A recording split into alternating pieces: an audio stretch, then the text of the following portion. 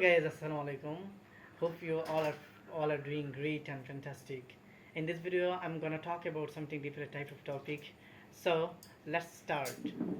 We know that English has two accents. Actually, there are two types of accents in English. One accent is American, and another accent is British. So the British speak in British accents, and while Americans speak in American accents.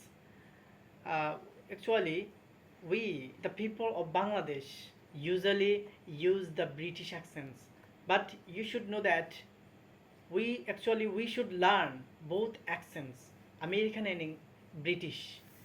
If you don't learn these uh, both accents, then we won't be able to learn.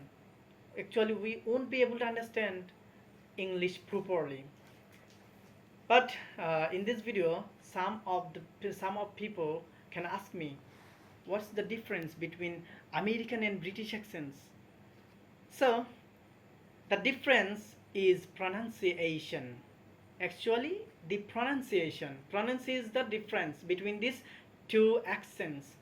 So just follow me. Just notice what I'm saying. If I say water, water, this is British accents. And if I say water, this is American accent.